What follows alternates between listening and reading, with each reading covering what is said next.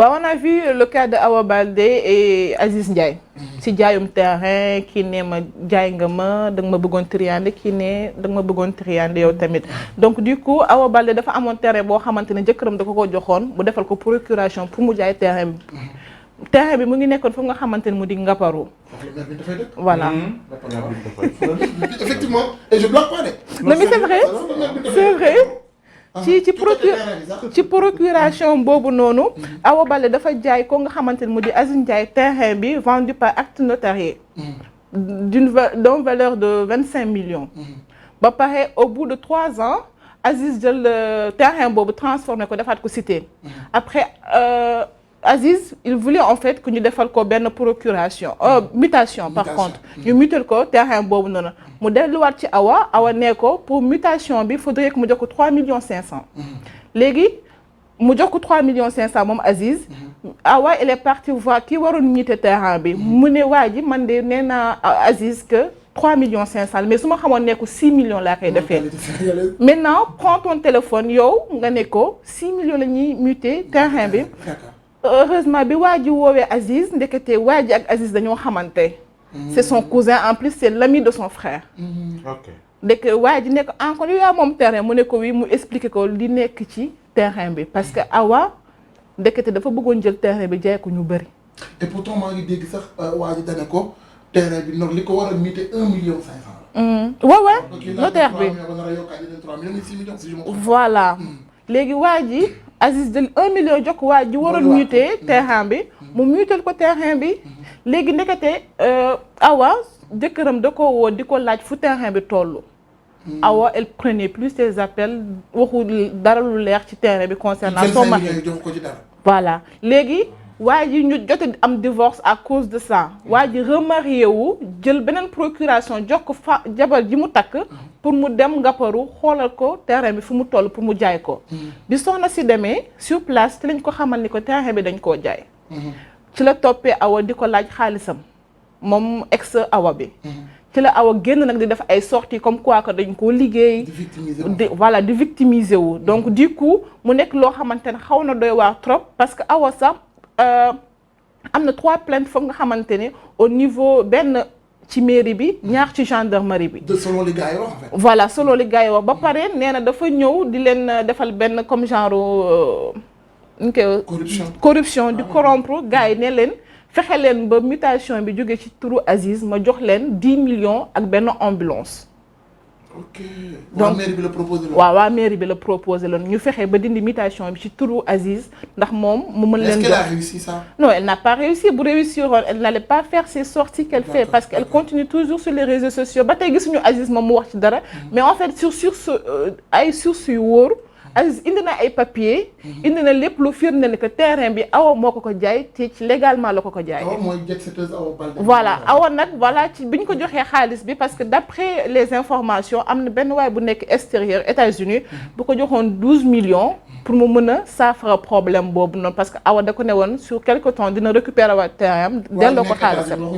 non xam nga d'habitude gars yi duñu nangu duñu ah xaw ma je ne connais pas moi doo ma duggal ci yooyu voilà ci la Awa jël xaalis bi 12 millions yi dugg ci boîte ji di passer xaalis bi di maye ay millions daw dem fi Paris demaat Espagne ñëwaat xaalis bi jeex après mu commencé di lamenté wu. d'accord loolu jeex na. waaw loolu lañu indi woon comme people voilà. merci beaucoup monsieur le ministre rapidement lu jëm ci li xew ci Médina ñaari concert yoo xam ne deux opposants Bamba Fall ak Messi avant tout choix de Messi ci mooy Cheikh Ahmed Tidiane Ba biir Médina naka nga ko gisee alors que y a Seydou Gueye.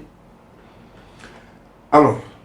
politique bu people bu la politique la. waaw je comprends dafa am plusieurs questions yu ñëw mais bi ci jiitu mooy damay laaj people lu muy jëriñ maanaam lan la ñuy jëriñ ñun.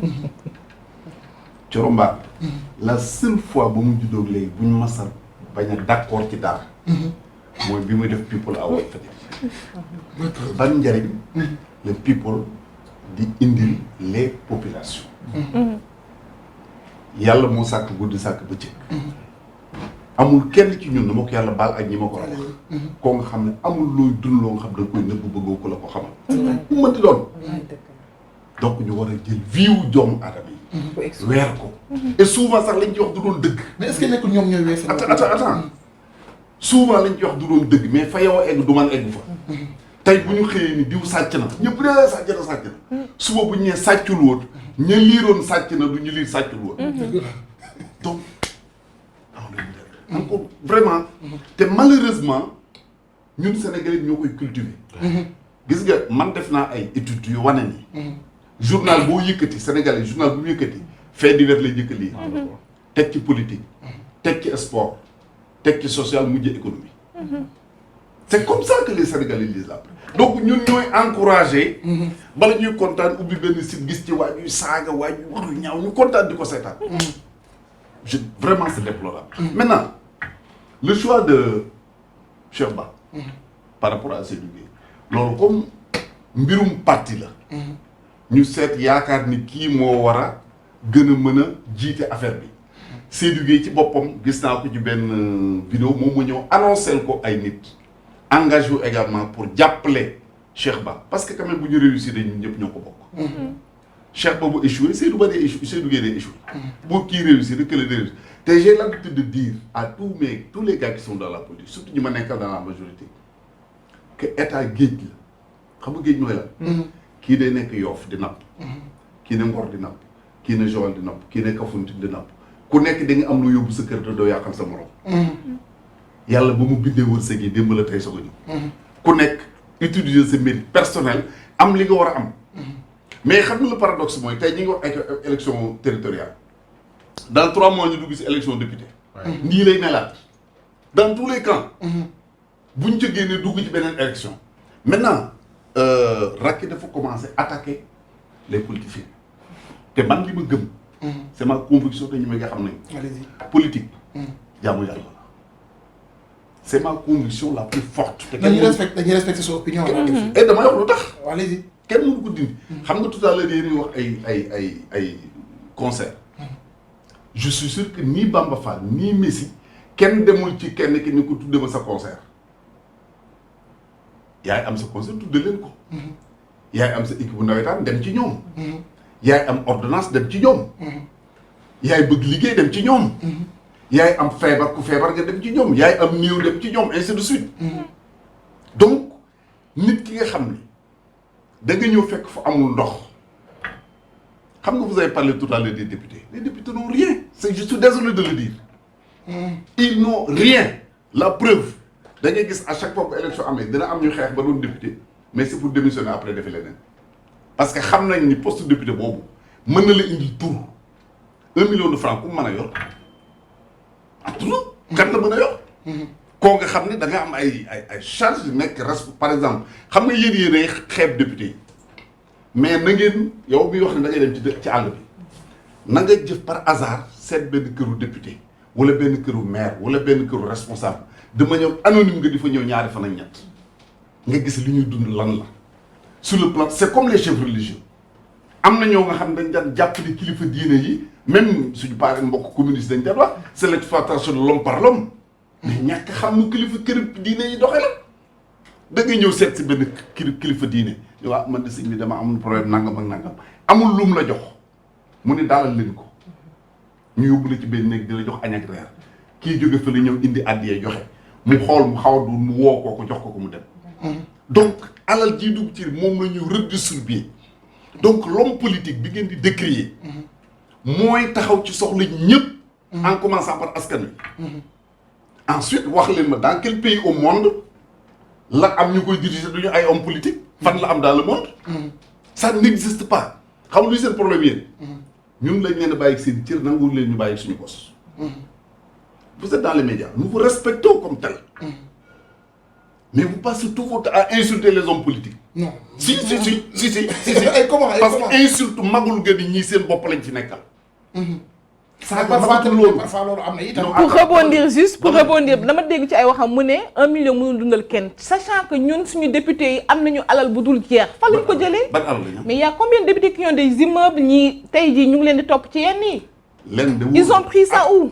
sachant que loolu la preuve est là xam nga vous avez donné la preuve est-ce que ku am alal dinañu topp ci ay visa ki passeport diplomatique sérieux. mais nag passeport diplomatique du alal ko joxe. non attends déggoo li mu wax. dafa am cas bu mu wax. ñu ñuy topp dafa am ñu ñuy topp. am na ñu dul doylu de. non attends non dafa am ñu ñuy topp. parce que nee nañu dañ doon defar ay passeport ñu di leen fay wala ay visa ñu leen fay. man gëm naa ni kii dem di defar passeport ji di ko fay wala ñu defar visa ñu ko fay dencul dara. yow tu peux pas avoir 100 millions par exemple dans ton compte dem di defal nit passeport pour mu jox la 500 000 ça n'a pas de sens. mais ça c'est l'Africain. ça n'a pas de sens. non xaalis du doy mooy la. mais ça c'est l'Africain. non. Attends entre nous est-ce que yow. Racky. soo amee 100 millions def ci sa compte wala même boo ko amul. mais disons nga am 100 millions def ci sa compte. di nga ñëw di ma laaj 500 000 pour defaral ma visa. lorsque je suis pas lorsque je suis su ma doyluwul je peux le faire. parce que tout est question d'éthique en fait. waaw mais yow laay wax man waxuma su ma doylu. xam nga non man déjà 10 000 rek saa yi mën na ko doy. question piège la man je suis pas d'accord avec vous. je suis désolé. non mais attends. parce que monsieur le ministre yow mii day leer ni am nga sa compte macha allah mais boo. xamoo ci dara. xamoo ci dara. non mais ñàkkoo sa compte dara. xamoo ci dara. ah mais si xamoo ci sa compte ñàkkul dara de toute façon mais boo gisee benn opportunité bu légal je veux dire bu légal. boo mën a lijjantee beneen 1 million wala 500 000 defar sa compte da nga koy def voilà. da nga koy dugal de. mais c'est une question monsieur le ministre. mais allez-y. li ma wax li du ko tey. non ce que je veux dire. non c'est pas exact xam nga li ma bëgg a wax mooy. nit ku nekk da nga koy jox cëram dañuy respectante. et c'est important. dañuy respectante. les hommes politiques. c'est pas parce que man dama nekk un homme politique je vous donne un exemple est-ce que jàpp ngeen ni un ministre mën na détourner xaalis. ça reste à voir. je pose la question à tout le monde. ça reste à voir. non mu di oui ou non est-ce que yaakaar ngeen ko. man oui. yaakaar ngeen ko rek. nu mu ko détourner. Pourquoi? c'est pas possible je vous dis pourquoi. pourquoi rapidement parce que dañu dem sport léegi. dans tous les ministères boo dem. di nga ñëw ñu li kii mooy DAF bi wala kii mooy DAGE. wala SAGE. c'est des agents du ministère des finances. affectés dans ce ministère-là pour gérer le budget. lépp moo koy def xam nga ministre lan la mën a def. je vous le dis parce que xam naa li may wax lan. admettons tu es ministre des travaux publics urbanisme transport. il y a un directeur de quelque chose. qui gère des bâtiments qui gère ceci cela. yow ñu jox la benn marché. nga réaliser sa marché. am ci bénéfice ñëw may directeur may ministre.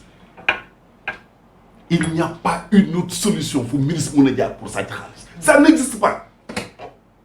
ministre même bu bëggee carburant day woo SAGEM wala DAGE bi ni ko utal ma carburant amul.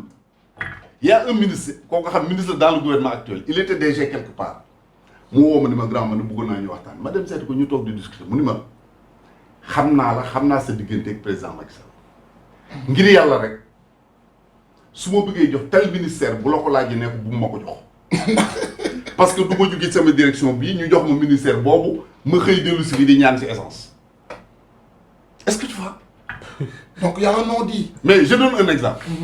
Le ministère des Sports, c'est 2 milliards. Ouais. Le coût, c'est 7 milliards de budget. Ouais, ça. Ah oui? Ouais. Le ministère des Sports, c'est un budget de 2 milliards. Parfois, le coût, c'est un budget de 7 milliards. Mais